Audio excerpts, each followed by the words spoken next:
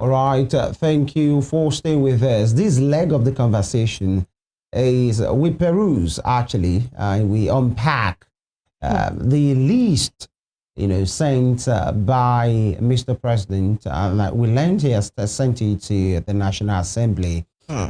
Just before the weekend, there was this statement from the man who speaks for the president, Bayo Onanuga, where he said the president has, made some nomination actually, and then talking about the ambassadorial nominees, which for more than 2 years, Nigerians have been asking, Mr. President, what is going to happen? Is it good that we don't have ambassadors, diplomats in many of these nations of the world, and they are the representative of Nigeria in all of these nations? So finally, a day ago, the statement from Bayo Onanuga reads that the president has nominated 32 additional ambassadors. Before that, there was a 4-man list that was released, but then in addition, 32 names have been added, and the name sent to the Senate for confirmation days after he sent the first batch of 3 nominees, 3, not 4. And in 2 separate letters to the Senate President, Godswill Akpabio, President Tinubu asked the Senate to consider and confirm expeditiously 15 nominees as career ambassadors and 17 nominees as non-career ambassadors. Now, in this particular list that you have on your screen, Rolly, there are 4 women on the career ambassadors list and 6 women on the non-career ambassadors list. Among the non-career ambassador designates are Barrister Ogbonaya Kalu from Abia, former presidential aide Reno Omokri from Delta, former chairman of the Independent National Electoral Commission, INEC, Prof Yakubu, whose inclusion have been generating so much ripples, and former Ekiti First Lady Erelu Angela Adebayo, and former Enugu Governor Ifeanyi Ugwuanyi. Others are Tasiu Musa Megari, the former Speaker of the Katsina House of Assembly, Yakubu N. Gambo, a former commissioner in Plateau State and former Deputy Executive Secretary of the National Universal Basic Education Commission, UBEC.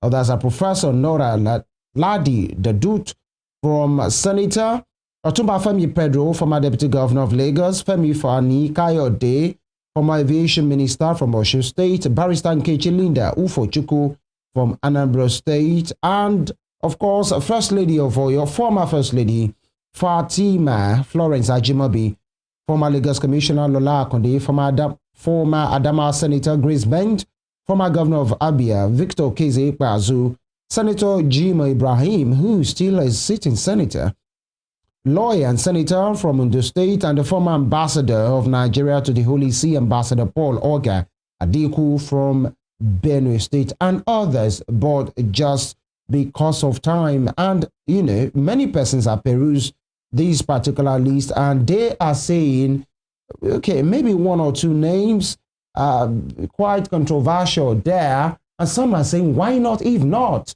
we have with us this morning public affairs analyst, and not just that, he is the Secretary General Atunto Foundation, and of course the Director of Research Afenifere, Dr. Akin Fapohunda. He joins us virtually. Dr. Fapohunda, thank you for joining us. Thank you very much. Good morning to viewers. All right, good morning. Now, Dr. Fapohunda, why do you think many persons are raising eyebrow on this particular list? The career ambassadors, the non-career ambassadors, as well, many of the names politically inclined, and one of them that really one would say is not a politician is that of Prof Yakubu, former INEC chair. And many persons are saying, oh, really? Is this why this has been? When people put 1 and 1 together to make it, to say, oh, he has finally been rewarded for whatever role he played, for the party in power, allegedly. And some will say, why not? If not, let me start from here, Dr. Fapohunda. What set of people, kind of people, should represent a nation like Nigeria as career ambassadors and non-career ambassadors? Maybe we'll start from there. Please, let me lay the foundation, holistic view of Tinubu administration. Ahmed Bola Tinubu is a Yoruba man. is a slot for the Yoruba that is occupying now. It began with Jonathan. Jonathan put mainly Igbos in his administration that time. He knocked off all Yorubas in all positions. We murmured a little bit, we didn't complain. Buhari came in and brought Fulanis to be in charge of every aspect of the government. We protested and we said it is not fair. Now our own man is there, and creepingly, silently, gradually, is urbanizing the presidential slot in Abuja. The Yorubas are occupying security positions, DIG, DJSS, Ajayi, IG of Police, Egbetokun, Chief of Defense Staff, Oluyede Yoruba, himself is Commander-in-Chief, the finance sector, CBN, Minister Adozo, Minister of Finance, Head of Customs. The judiciary is headed by a Yoruba woman. So 2 out of the 3 arms of presidency now occupy Yorubas. Now with these nominations, 11 Yorubas slots have been proposed, meaning that it's again the urbanization of the presidency. It's time for us to now say, does Tinubu represent us Yorubas? Yorubas are fair-minded people. Yoruba don't even want all these positions. We want to be free in Nigeria to be able to do things. Now, we don't want to take over Fulani or Igbo area. We don't. I question this issue because the Yorubas around the president, they are not telling him the truth because they are mainly sycophants. No Yoruba business will operate this way, Yoruba private business.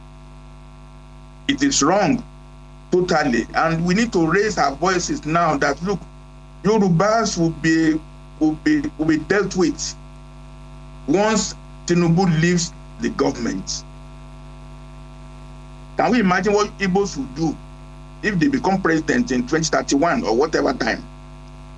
Yoruba should raise their voice now because we cannot be like the Fulanis who didn't talk to Buhari. We should say, no, this is not Yoruba way. That's one major part. Now, the quality of the people nominated is so scandalous, honestly. An ambassador is a mini head of state in his own country where he goes. Let me not go into details about the personalities yet because the interview is just beginning. But I've laid the foundation now that Tinubu is representing the Yorubas, that we are greedy, that we are selfish, that we don't think of others. We are now high before others, that we used to accuse the Igbos. It is wrong. I don't agree with it. And I call on leaders of Yorubas around President Tinubu, Segun Osoba, Chief, Baba Konde, they should tell him that this is not Yoruba way of doing things. We are proud competitors. We are not second to anybody. We are not afraid of being with the Igbos, with the Jaws, with the Fulanis. On equal numbers, we can hold our own. We don't need to cheat. All right, sir. At this point, I'd like to ask you, as an elder, what criteria should guide ambassadorial, lists or appointments in a country that is facing deep security challenges and even economic challenge like ours? What criteria? The most important thing is that we have a foreign policy blueprint. Okay. For instance, we have Africa, we have the America, and we have Europeans. What do you want to get from all these zones of the world? Ambassador, for instance, to be in China, will be somebody who has lived in China, somebody who is knowledgeable, can even speak Chinese. If you take an American, it must be American educated. Maybe he went to Harvard, he went to MIT, so that he has classmates all over in the United States, he can relate. He doesn't need to be introduced to the American society at all. And I'm not saying myself, but I schooled in United States. I did my master's there in 1980. I know American way of thinking totally. I know the zones in America. So what am I saying? You will have penciled down what you want to achieve in each country. Find somebody, 200 million Nigerians. You can find the best who studied in America, the best who studied in UK, the best who studied in Poland, the best who studied in Australia. Those are the people you put forward. So that from the day one they arrive there, they're already talking to their classmates, to their business associates. They know what to do. When you bring Omokri or Fanika Dewa's AFCC cases, what's he going to say to anybody now? So the foreign policy framework we don't have. Okay, who is our foreign minister now? We don't even know him. Suga. What is he projecting? Who is he in foreign affairs? We don't have his voice. So you have to have a blueprint of what you want to achieve. Then you feel human being, like you are advertising position now. You define the qualification for the position, and then you look for the best for that slot. Tinubu just wanted to reward politicians, the wives of his friends, and people who contributed to his campaign. Simple. No criteria, no consideration. So unfortunate. So what you're saying, in essence, is that this list doesn't advance foreign policy criteria. It just it is advancing more political interests. We don't even have any foreign policy agenda. No. What's our policy towards the ECOWAS country? What's our policy towards the Jews, or in the Mali, in the Cote d'Ivoire, all these places? No. What's our policy in Australia? What are we gaining? There's no foreign policy to recruit people for now. If you have a business, you advertise your objectives. They look for candidates that will advance the objectives. What if you have no objective? You don't want to reward the boys. It's just a total waste of time. Tinubu just woke up because Trump was threatening. He ought to have done this within 3 months of his coming to power. We will have set a committee to vet everybody, to say where you went to school, where you work, what you do. Will you fit into Poland? Will you fit into Germany? Will you fit into India? But this rush within 2 weeks now, panic measure will always produce panic results. All right, Dr. Fapohunda. Now, let's say, let's look at it contextually right now. This list, there was a previous 3, and now we're having these 32 actually. Now, you have talked about the perceived urbanization, if there's anything called like that, of this particular list, and even the appointment that have been made so far by the Tinubu administration, and it gets many persons worried. You have said it as well to say, even if others, that was possibly used to be the pattern under Goodluck Jonathan, according to you, some accuse Buhari of nepotism as well, having people of his kind and kindred in office. You are saying this is the time of Tinubu now, and if that used to be the pattern, there should be a sharp departure, because according to you, this is not the way Yoruba behaves. We are competitive, and we wouldn't, it's not the time to repeat some of those things of the past. Now, looking at this particular list, 32 of them, it's been said that like 11 of them are from the southwestern part of the country. Now, you see Ekiti, Osun, Ondo, Ogun, Lagos represented on this list. Southwest 11, Southeast 6, Northwest 5, Northeast 5, North Central 5, South 3, and even there are states that are not even represented. I can't say an Akwa Ibom on this particular list right now. Maybe Edo has one, and maybe other states having one each as well. But are we not being, jumping the gun now? And this is what I mean, Dr. Fapohunda.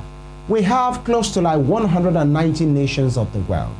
Now, these ambassadorial list, we only have like 35 of them right now. So why don't we wait for other batches and tranches, you know, of names that will be mentioned before we talk about urbanization.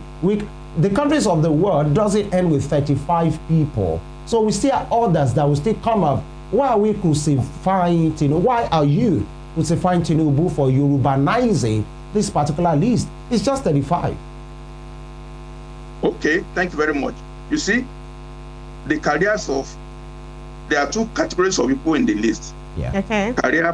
Career foreign affairs officers and then non-career. Look, anybody appointed now will resume being in January. If Tinubu doesn't win in 2027, it means they have only 1 year to serve. Their career have been truncated. And all of them, if Tinubu doesn't win, the new president in 2027 will recall all of them. They will not be effective. What am I saying? By delaying the appointment for 2 years, panic mode will give you panic results. We used to have about 78 slots filled. If Tinubu was orderly and not just enjoying himself in government, within 3 months of coming, we will have filled the vacancies in an orderly manner. But what can you do in 2 weeks under the threat of Donald Trump? You can't do much. You think it's the threat of Donald Trump that has prompted the president to do this? Of course, nobody can doubt it. Of course, the money showed the day. If you are fair-minded, the 36 or whatever now, I will spread it among the 6 zones. I want to appoint 6 people. I'll make it 6 zones. I want to make 12. I'll make it 6 zones. I want to make 30. I'll make it 6 zones. What is wrong with that? But because he's able to get only his friends who are Yorubas quickly, he put them forward. But the damage to the society is there. That you are clannish, that you are selfish, you only think about yourself. So overall, it is because President Tinubu is not an orderly person in governing Nigeria. He's a knee-jerk reactant to issues. Really? So, don't you find that, Dr. Fapohunda, don't you find that as an extreme word to use to say Mr. President, who has been governor of a state like Lagos for 8 years, he has been in politics, you know, since 1999, even this republic, this democracy from 1999 to now. They call him the Godfather. He even prides himself as the biggest Democrat. You say he's a knee-jerk approach person. He's not orderly. How? You know what, viewers? Somebody living in Lagos all his life is not a federal appointment. He never lived in Kaduna State. He never lived in Jos. He never lived any other place. Only Yoruba people is Alego. Okay, if it's not knee-jerk, the day he came in, he said subsidy removed. The day he came in, he said foreign exchange regulated. Did he do a study? He had 3 months before he took over power now. The day he won election, he will have set up a committee to go and study the impact of subsidy removal and have a plan for 3 months, 6 months, 9 months, 1 year on the impact of subsidy removal. He didn't do that. He just announced. Up till now, they are talking about palliatives of subsidy removal. Up till now, they've not rolled out salary increase for public servants. 2 years. Is that a thoughtful person? That officer they call in Lagos, in Bodilon, it's not Nigeria. Nigeria is big. I started working in Nigeria, NYC, in 1975 in Kano. I worked for 3 years in Kaduna. I've been in Abuja for many years. So I know Nigeria. I'm not trying to sell myself. I don't want any position at all. No. But you ought to have lived in some parts of Nigeria to understand that Nigeria is more than Lagos. Far more than Lagos. What did he even do in Lagos anyway? What did he do in Lagos? There was 3rd mainland bridge. Did you produce 4th mainland bridge in Lagos? It took 20 years to do the rail that he's doing in Lagos. What is the achievement? Let's face it. We are just deceived by some onlookers of this world. What is the achievement in Lagos? What is it in real terms? Who have a 4th mainland bridge? Do we have a fifth mainland bridge in Lagos? Do we have a new airport in Lagos? Except Atlantic, whatever.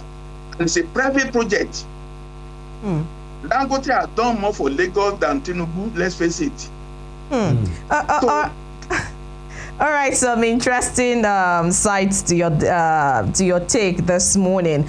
All right, let's look at the list now. I mean, the nominees have been made. The nominee list has been released.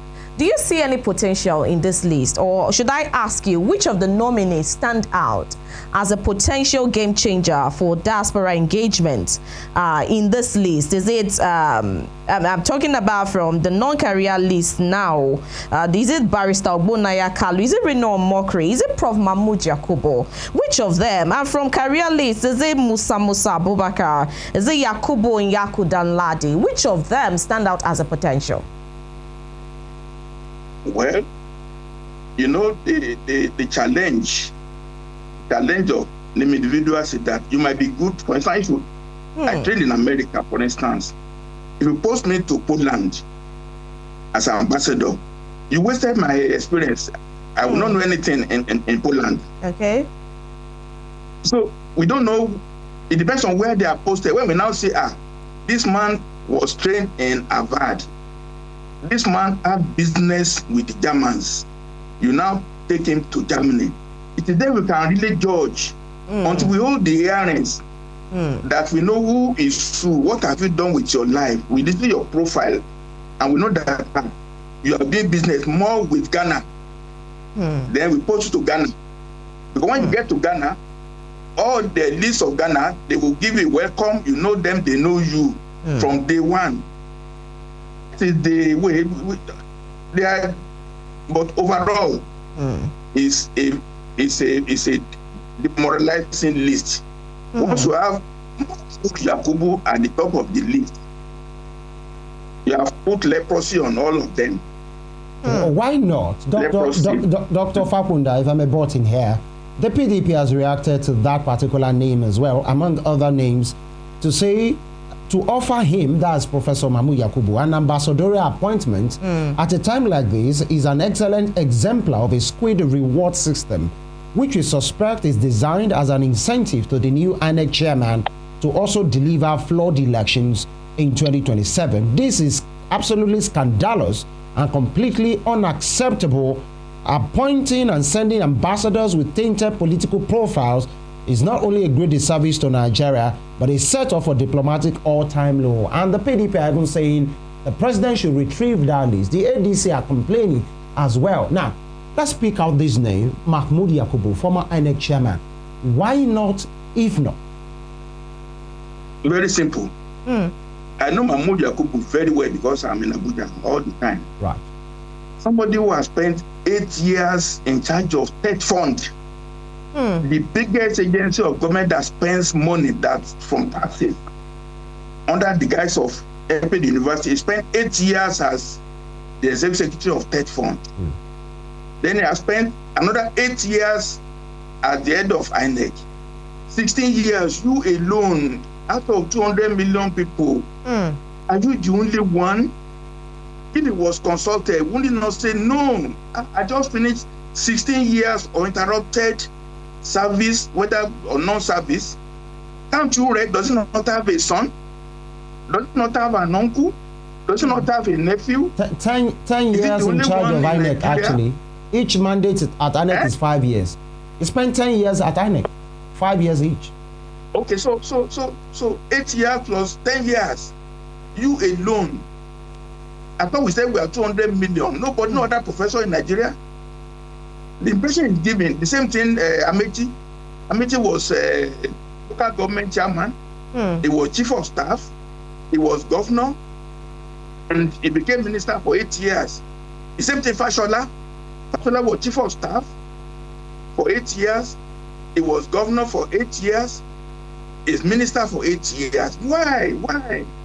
Dr. Fapohunda, don't you think for Mahmood Yakubu, maybe it's that proverbial golden fish that doesn't have a hiding place? For him to have served at Ted Fund for that numbers of years, and then he served at INEC for that number of years, maybe there's something excellent about him that it needs to deploy globally. Don't you see from that angle? But he failed now. He failed in INEC. How did he fail? Who measured that? Well, the jury is out. The jury is out. The jury is out. There is no poll. But he himself announced a glitch. I'm an IT person. They have not said what. You just turn off your laptop. You say it's a glitch. I turn off anything now, and you tell explain what is it? NEPA failure? Is it server failure? Dr. Fapohunda, before Tokwe comes in, the PDP are saying this appointment of this nomination of Professor Yakubu is an incentive for the INEC boss that is there right now, so that we know that if he does their bidding, the ruling party's bidding, then there's something waiting for him. Do you see from that political tone, or PDP is just being a PDP? The bottom line is that, look, there's a tendency for almost all Nigerians, when you get to Abuja, to be psychophantic. Our greater problem is psychophancy. It's only you and nobody else. You don't need to be told. And every people who have been at the top, they want to remain at the top all the time. If they are minister now, they want to become governor. When they finish governor, they want to become senator again. They cannot pay for their cell phone on their own. They cannot pay their account on their own. They are eating us blind. They are eating us blind. That's just the problem. It's a Nigerian thing. The INEC new man. He doesn't need to be told.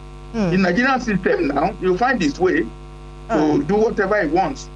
Prof Yakubu is just the one that has no honor. If he has honor, unless he says he was not consulted, if he had done it, he would say, look, leave me alone. I've had enough as a Nigerian.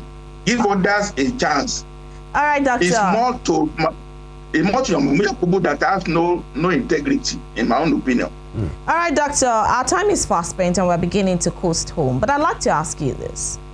Of the 200 million plus people in Nigeria, we should say that politicians are not the only Nigerians. Do you think that this list would have made better sense if politicians, wives of former or present politicians, did not make that list? If it was other Nigerians who are non-political actors who made the list, would it have made better sense to Nigerians or to opposition parties who are now castigating the president or finding fault with this list?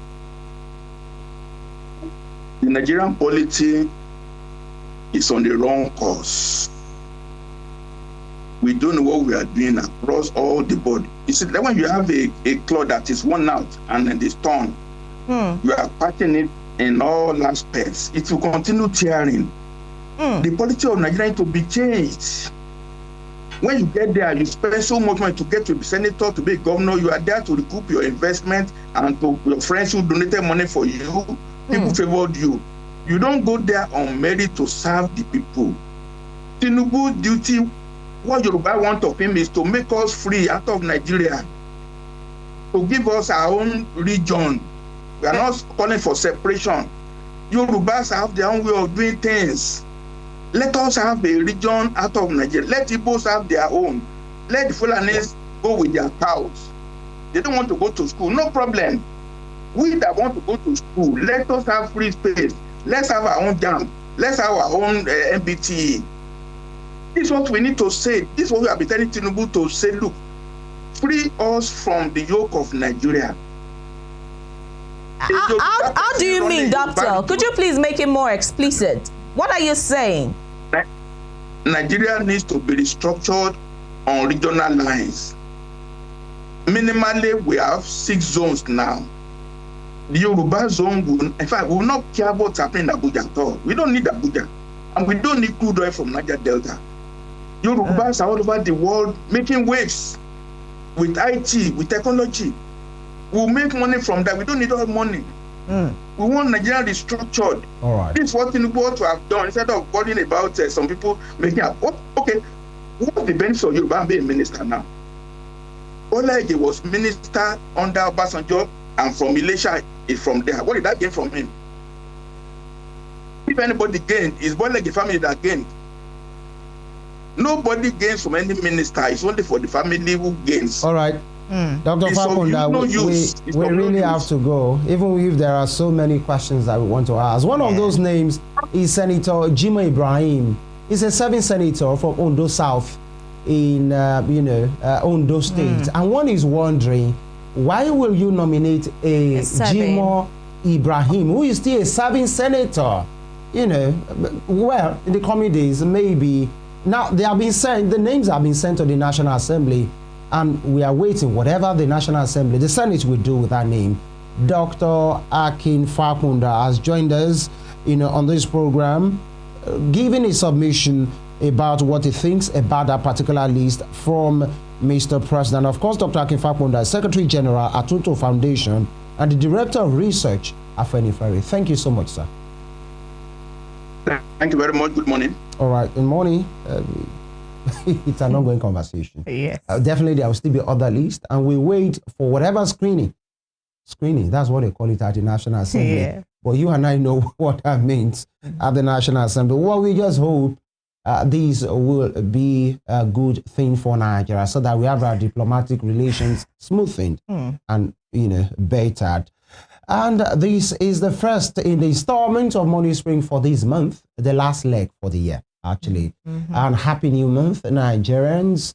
And we like you to follow us on our social media platforms, on Instagram, on TikTok, on Facebook, and also on YouTube at Western. You have the address displayed on your screen, especially on YouTube at Western Spring Television NG. You can have a recap on this program there. Give us a comment. Let us know your thoughts about the recently released